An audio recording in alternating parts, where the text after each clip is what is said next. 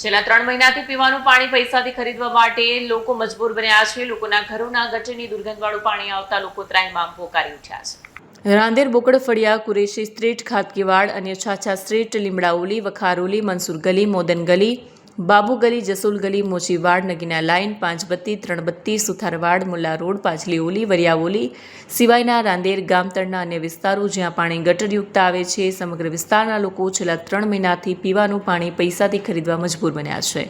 લોકોના ઘરોના ગટરની દુર્ગંધવાળું પાણી આવતા લોકો ત્રાહિમામ પોકારી ઉઠ્યા। ઓનલાઈન તેમજ લેખિતમાં ફરિયાદ કર્યા પછી પણ કોઈ નિકાલ ન આવતા આખરે મ્યુનિસિપલ કમિશનરને પોતાના ઘરે પાણી પીવા માટે આમંત્રણ આપ્યું। Green city smart city clean સિટીમાં પીવાના પાણીના ફાફા પાડવાના ચોંકાવનારા દ્રશ્યો સામે આવ્યા છે। आपका नाम? मेरा नाम मोहम्मद इस्माइल नत्थू है। 5 बजे से ये पानी आ रहा है, पर आज भी अभी 7 बजे फिर भी पानी में वही बास आ रही है, वही गंदापन आ रहा है। तो फिर अभी 2 कलाक तक तो पानी वेस्टेज में जाता है।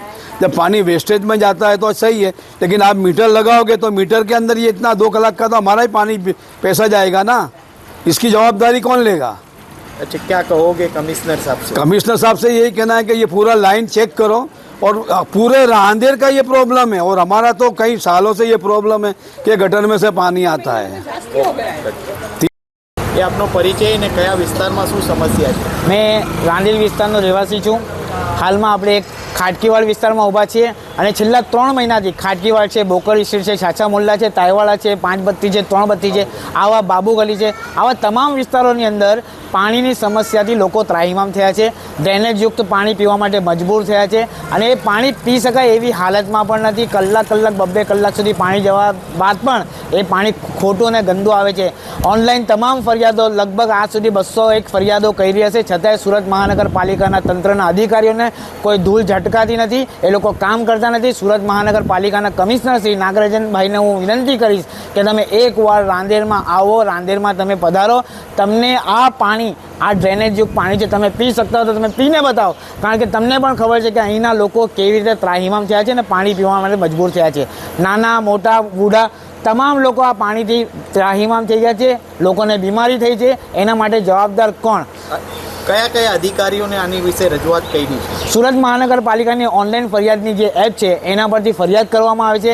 જે તે અધિકારીને તે એપ્લિકેશન પરથી ફરિયાદ ટ્રાન્સફર થાય છે, એની અંદર એને મિસ્ત્રી કરીને છે એમને પણ ફરિયાદ જાય છે। જે પાણી અધિકારીના છે કે આપણે શહેરી વિકાસના અધિકારી છે, તમામને આ ફરિયાદ ટ્રાન્સફર થઈને તમામની સાથે વાત થઈ છે, છતાં એ અધિકારીઓ દ્વારા ખોખો રમાડવામાં આવે છે, એકબીજાને ફરિયાદ નાખી દેવામાં આવે છે કે આ ખાતું મને લાગતું નથી એમ કહેવાય છે। आपका नाम? जुबेदा इस्माइल। अच्छा, कौन सी जगह आप रहते हो? मैं बोकड़ फड़िया में रहती हूँ। और क्या समस्या पानी को लेके आ रही है? पानी हमारा एकदम गंदा आ रहा है भैया, और इतना गटर वाला ही पानी। हमने बहुत बार सैंपल दिए हैं। जब ये कॉरपोरेशन में अर्जी करते हैं तो वो आके सैंपल देखते हैं, सबके घरों में से ले जाते हैं। एक सलीका पानी दिखता है उनको कि हाँ गंदा है, हम कल आएंगे, वो कल होती ही नहीं है उनकी। अच्छा, तो क्या कहोगे आप कि किस तरह अभी 3 महीने से रह रहे हैं? 3 महीने से इतने परेशान हैं हम लोग, और बीच में रमज़ान भी हमारी गई बराबर। हम लोग बाहर से पानी लेते हैं, बाहर से बिकाता पानी लेके पीते हैं। हमारे बच्चे बार बार, किसी को मर्डा होता है, किसी को गैस्ट्रो होता है, किसी को टाइफाइड होता है, किसी को कमला होता है, उसमें भी हम परेशान हैं। कितने का पानी बाहर से आता है? हमारा रोज 200 रुपये का पानी बाहर से आता है, और अभी हाल तो पानी महंगा हो गया, 130 रुपये के 12 हो गई है। पहले 100 रुपये की आती थी, अब 130 रुपये की 12 होता है, 260 का पानी आता है। और क्या कहोगे कमिश्नर से? कमिश्नर से हम एक ही बात करेंगे कि हमको ये पाइपलाइन बदल दो।